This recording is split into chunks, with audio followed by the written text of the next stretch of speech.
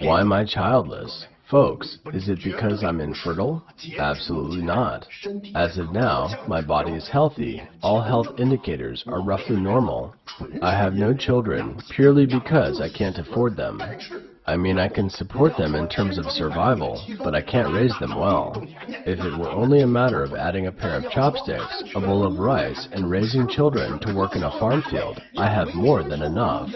But if I were to provide them with a scientific diet of safe, non-polluting staple foods and complementary foods, vitamins, and nutrients to arrange preschool tutoring classes, or if I were to have them learn piano, dancing, English, painting, and swimming, to have them work out in a gym and attend a private school, to have private lessons at home when teachers don't teach at school, or when they fail to get into a university of 985, I was able to send them overseas to study, and when they returned, I would have their wedding gifts ready and help them buy a home with 2 bedrooms plus a car, and finally they gave me some fat little grandson. If I were to raise children by these standards, I can't do it. Maybe people would ask why you need to meet those standards. Who is forcing you? If you can't afford private schools, then attend public schools. If you can't afford piano lessons, then learn some folk art, like clapper talk. Problem solved. Nope, that won't do.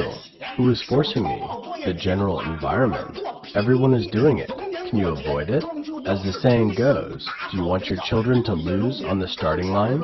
It doesn't matter if it works or not. If other people's children are doing it, I must let my children do it as well. Look around. Parents nowadays all seem proficient in playing music, chess, books, painting, martial arts, and calligraphy. Their children might not be as good, but anything less would mean they won't be as competitive. Not to mention extracurricular classes. At 7 a.m., the kid needs to go to school. Who will take him?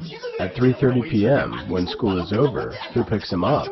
The teacher invites parents to school all the time. Who can make it? Who will keep an eye on the kid's homework every day?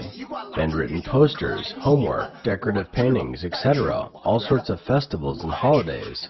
Parents are asked to fund the decoration of the classroom and have a good relationship with the school leaders. June 1st, Children's Day, was just on the top of the news search where it was the center of attention. On Children's Day, parents played beauty warriors on stage. Let me tell you, I watched the show. It was great, but do I have this kind of energy? And once the child is born, who will take care of it? These colleagues of mine have all left their children behind. Hey, both parents are busy. Grandparents take them to school and pick them up after school. On weekends, they say they want to take their children out to play, but the company needs you more than the children.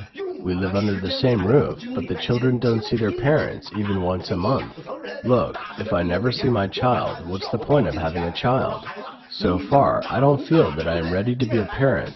Everyone advises me to have my own children and that I'll get used to it after a while. Your own children are cute. You will enjoy them. I know, but I still feel that I am a child myself. I am too selfish and childish. I complain about the hardships and difficulties of life every day. I am far from mature enough to raise a human being. Can I keep him from crying out on the flight? Can I keep him from running and goofing around in the movie theater? Can I teach him not to bully his classmates and not to be bullied at the same time? Can I treat him as an equal when he asks questions? Maybe I would be okay to be a parent, but if I don't think I could, then I don't deserve to be a parent. The fertility rate is declining, and people like me are to blame. It's projected 7 million or so new births in 2024. I can hardly imagine giving birth to a child and exhausting myself with my time, wealth, energy, and patience to raise him to adulthood. The day he graduates from college, I would call him to my side and tell him, "Son, you have grown up. Next, your father will pass on all his life skills and the art of ass-kissing. Now go and take the beating of society and face the test of life. I, at the same time, need to go to work overtime, as I am not 65 yet and still must work. If we were lucky, we would work in the same office building. On the 11th floor, I am working overtime. On the 18th floor, my child is working overtime. At 12 o'clock at night, we, father and son, would carpool back to the home where we had just finished paying off the mortgage. On the weekend, we all get together to discuss how to get him a mortgage.